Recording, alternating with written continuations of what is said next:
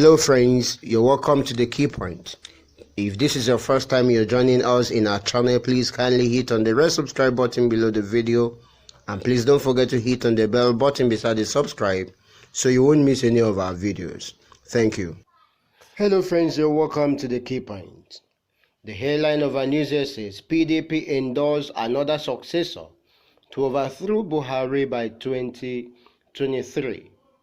As they search for who to overthrow the seat of the current president of the country, President Muhammadu Buhari, many still think the runners-up in the just concluded February 2019 presidential election, Atiku Abubakar, would still be the right man to chase President Muhammadu Buhari out of Aso Rock, while some think another young, vibrant man should be chosen instead of Atiku Abubakar.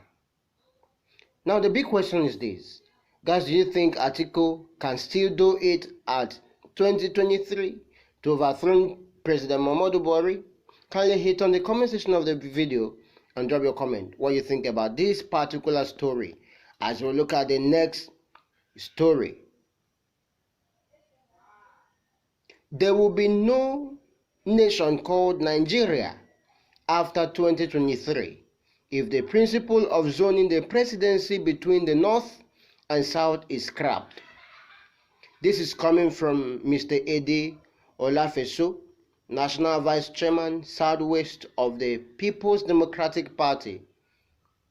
He has accused the APC-led federal government of bias against Southerners, citing as an example the recent promotion of 14 senior police officers to the rank of commissioner, with 10 out of the 14 coming from the north.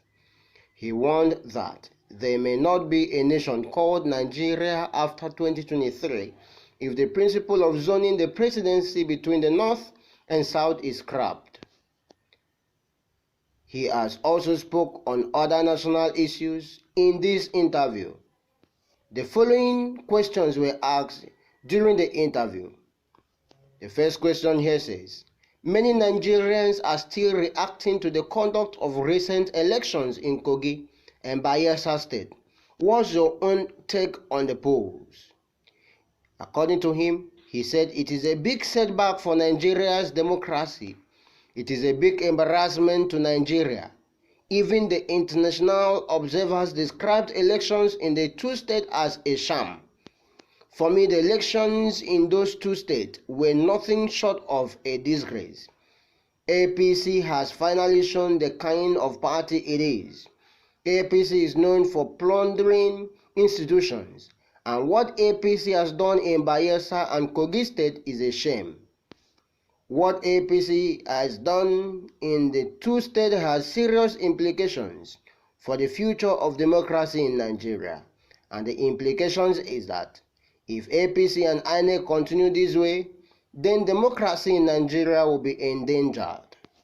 The second question here, how would you rate INEC's conduct of the polls in the two states? He said, like I said earlier, the whole exercise was a total embarrassment. INEC is gradually proving that it has become a department of APC. The daylight rigging was also carried out in conniving with the security agencies. INEC, under the leadership of Professor Mahmoud Yakubu, has become a big embarrassment. What we are now seeing in the country is no longer elections, but open war being waged against electorate. To me, APC made strong institutions on the ground before taking over power in 2015. The police, the judiciary, and other security agents are now all at the point of being cowed, and INEC can no longer claim to be a respected, unbiased umpire again. The next question, with your observations, what are your fears over the elections coming up in Edo and Ondo State next year? I know fully well that nobody messes with an Ondo man. Ondo State people will defend themselves against any manipulation and rigging, and our vote will count. What happened in Bayelsa and Kogi State is not possible in Ondo State. In Ondo State, we always stand for principles. INEC, police, and everybody coming to conduct elections in Ondo State must have that knowledge of that knowledge before coming. Ondo State people are peaceful and we are peace-loving, but we will not allow any manipulation and rigging. Any attempt by INEC and APC to repeat what they did in Bayelsa and Kogi in Ondo State will bring fire. INEC and APC should therefore be very careful. Some are saying that APC won the election in Bayelsa because of the romance between former President Goodluck Jonathan and APC leaders, and as such, sanctions should be imposed on the former president. Do you agree on that? He replied, all I know is that PDP has some international challenges during the Bayelsa election, and I won't say PDP was perfect in all decisions that were taken before that election. Certain bad decisions were certainly responsible for PDP's lose to APC in Bayelsa State, but beside that, the conduct of INEC and security agents were nothing to write home about. But for us in PDP, we've learned our lessons. We are not going to be crying over split milk. We are going to explore constitutional means to get our mandate back, but if not, will be a lesson for the future. We must learn how to carry everybody along. I don't want to judge former President Goodluck Jonathan when I didn't see what he had done wrong. Jonathan is the highest ranking member of PDP. I have absolute respect for his position and his person. For embracing the tenet of democracy, we must not diminish Jonathan by those frivolous thinking and accusations that were unfounded in reality and in truth. What do you make? Okay, the next question here. What do you make of the appeal court ruling on the election in Oyo State, which has equally been generating a lot of controversies? We in PDP are not only talking about it, but our own position is that PDP won the governorship election in Oyo State free and fair, with our candidate who is the present governor, Engineer Seyi Makinde.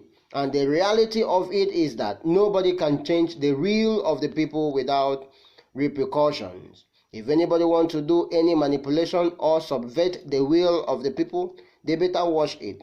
Our mandate given to the people will endure till the next 4 years, when Governor Makinde will be given another opportunity to decide whether he wants to run again or not. We believe in Engineer Makinde. He has done well for the people of Oyo State. He is carrying everybody along. That judgment is not going nowhere, because as far as I am concerned, PDP has won the election. The people of Oyo State know who they voted for, and they will stand by their vote. Engineer Seyi Makinde should be allowed to continue the good work that he is doing. APC's desperation in Oyo State will lead them to perfidy. APC's 8 years in power in Oyo State before Governor Makinde came on board were wasted years. APC wasted the opportunity given to them. I don't know that, or I don't know what APC is looking for again in Oyo State. It is very unfortunate that APC is even desperate to take over Oyo State, a state they have devastated. How will you react to claims by some Nigerians that PDP as opposition party is not vibrant and vocal? I disagree. PDP has been very active as far as I am concerned. PDP is vibrant. PDP has been speaking out on some national issues. You have poverty all over the place, and PDP has been speaking out against it. Everything has been going down in the country under APC, and PDP has not been keeping quiet. Nigerians are now languishing in other poverty, in object poverty. Even what to eat has become a major issue for many families, and PDP has not been keeping quiet. PDP can't do anything beyond the framework of the constitution. Look at APC government borrowing money and nobody knows what they are using the money for. Nigeria for the first time is now using 50% of her revenue to service debt. With the way APC is running the affairs of the country, Nigeria is dead on arrival. APC has led Nigeria into economic quagmire and there is no way out. Nigeria is in big trouble under APC government. It definitely stands to reason that any attempt by APC to borrow or take another loan will further add to Nigeria's woes. Okay guys, this is a very long interview coming from Mr. Eddy, coming from Mr. Eddy, the National Vice Chairman, Southwest of the People's Democratic Party, and he has blamed APC almost everywhere up, down, and he's pointing out where APC is not performing well. So to cut the story short, from what you've heard from me, from what you've heard so far, what do you think? Okay, let's quickly look at the last page of it. State police is part of the solution. He's saying that the state police is part of the solution and this is part of restructuring we are talking about. But is the federal government taking the right step to tackle the insecurity challenges? So he's talking about the insecurity in the state and other places in the country. Killings of people, killings of Christians and so on.